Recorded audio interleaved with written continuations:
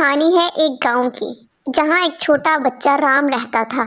उसके माँ बाप नहीं थे और ना ही उसका कोई दोस्त था, इसलिए वो हमेशा अकेला रहता था।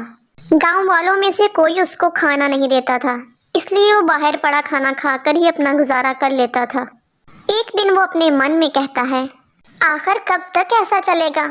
मुझे भी कोई ना कोई तो काम करना ही होगा, पर मैं तो अभी छोटा हूँ, तो ऐसा क्या काम करूँ मैं? यही सोचकर वो चलता जाता है कि अचानक उसकी नज़र एक बूढ़े पर पड़ती है, जो कि चाय बेच रहा होता है और उसकी चाय भी अच्छी खासी बिक रही होती है। बाबा जी, आप चाय बना रहे हो? इससे तो अच्छा कोई और काम कर लें। इतना छोटा काम क्यों कर रहे हैं आप? इससे क्या आपके घर का गुजारा होता होगा?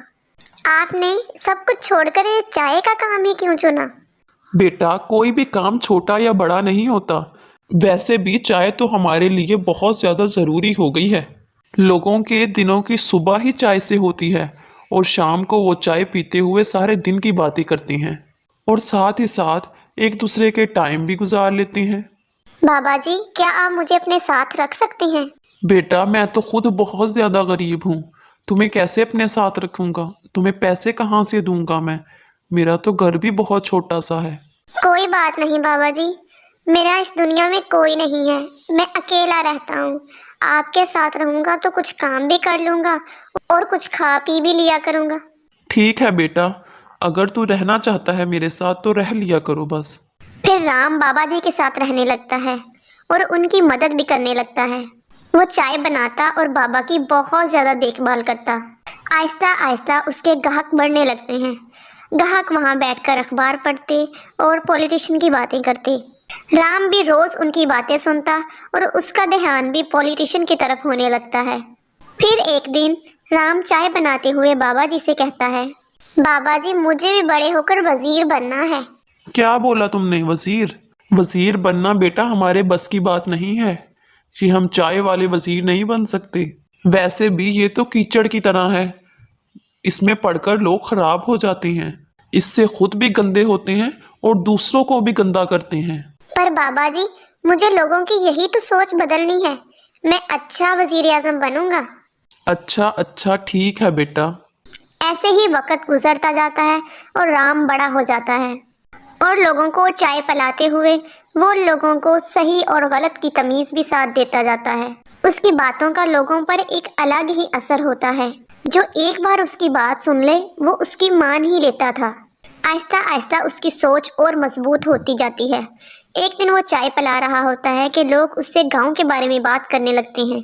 हमारे गांव के चेयरमैन ने तो हमसे इतने वादे किए थे, लेकिन कोई वादा अभी तक पूरा नहीं किया। आप लोग तो इन्हें इतनी देर से जानते हैं, फिर आप इनको अपना चेयरमैन कैसे बना सकते हैं? आप लोगों को अपने लिए अच्छा चेयरमैन नहीं चाहिए, बल्कि जो आपको अच्छे पैसे दे दे आप उसी के हो जाती हैं और वो लोग उससे इतना ज्यादा फायदा उठाते हैं। आप लोगों को एक दिन लालच दे देते हैं और सारी जिंदगी मौज करते हैं वो। तुम सही बोल रहे हो, लेकिन हमारे गांव में ऐसा कोई नहीं है जो बहुत सच्चा हो।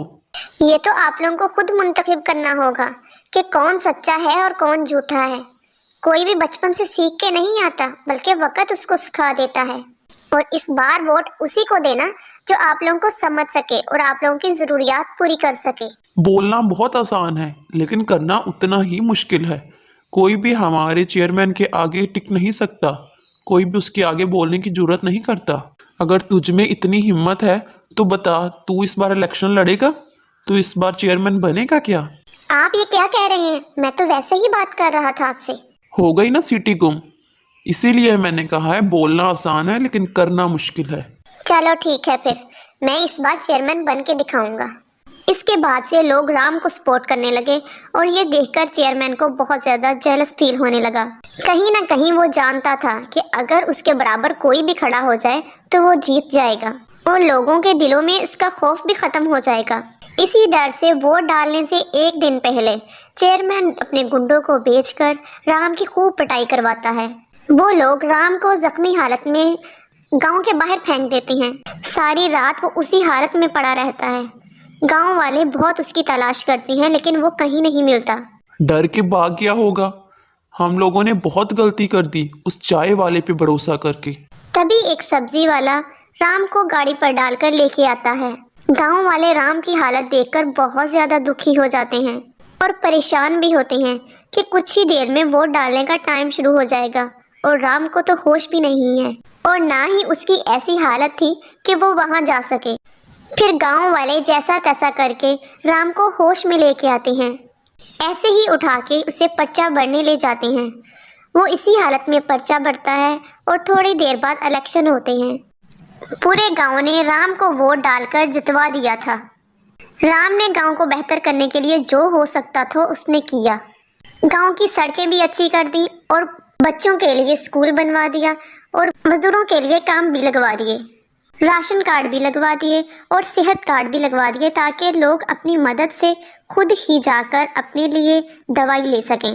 उसने लोगों की हर ज़रूरत को पूरा किया, इसलिए लोग बहुत खुश थे कि उन्होंने इस बार गलती नहीं की। लोग हर बार उसी को वोट देते और वो हर बार जीत जाते। फिर उसके इलाके के एमपीएनए को पता चला कि इस गांव का चेयरमैन बहुत सालों से एक ही है और लोग उससे बहुत खुश हैं। वो खुद जाकर गांव की हालत देखता है तो बहुत खुश होता है, क्योंकि ये पहला चेयरमैन होता है जिसने अपने बारे में नहीं बल्कि गांव के बारे में सोचा होता है। फिर वो राम से मिलने आता है और उससे कहता है, राम, आपने अपने गांव के लिए बहुत अच्छा किया है। अगर आप यही काम अपने मुल्क के लिए करो तो मुल्क बहुत ज़्यादा तरक्की कर सकता है। अगर सब लोग आपकी तरह के हो जाएं तो हमारे मुल्क से तो बुराई की जड़ ही खत्म हो जाएगी। आप सही बोल रहे हैं, पर आप मुझसे क्या चाहते हैं? मुझे आपकी बात समझ नहीं आई। मैं देख रहा हूं कि इस बार एमपीएनए के उम्मीदवार बहुत उठ रहे हैं, लेकिन मैं चाहता हूं कि ये तुम बनो। तुम इस सीट पर आकर बैठो और ईमानदारी से काम करो। ठीक है, अगर आप सब लोगों को यही अच्छा लगता है तो फिर मैं तैयार हूँ। फिर राम एमपीएनए की सीट के लिए खड़ा हो जाता है और वो जीत जाता है। वो अपनी ये सीट भी संभाल लेता है और आप लोगों की सारी ख्वाहिशें पूरी करता है। हर तरह की हर किसी को ज़रूरियात मुहैया करता है। लोग उससे बहुत खुश होते हैं। इसने लोगों को बिजली, पानी, ट्रेन, हर तरह की सहूलियात मुहैया की। फिर लोगों ने उसे वज़ीर आज़म के लिए खड़ा होने को कहा।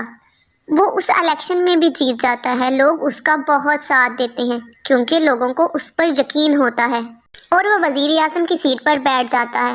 लोग बहुत हैरान होते हैं कि एक चाय वाला वज़ीर आज़म तक कैसे पहुंच गया। अपनी मेहनत और लगन से और ईमानदारी से उसने अपने बचपन का ख्वाब पूरा कर लिया था। फिर वो बाबा जी के पास जाता है। बाबा जी उसको गार्ड्स के साथ और सरकारी गाड़ियों में आता देखकर बहुत खुश होते हैं। देखो बाबा, मैंने आपको कहा था ना मैं एक दिन वज़ीर आज़म ज़रूर बनूंगा, और देखो एक चाय वाला आखिर वज़ीर आज़म बन ही गया।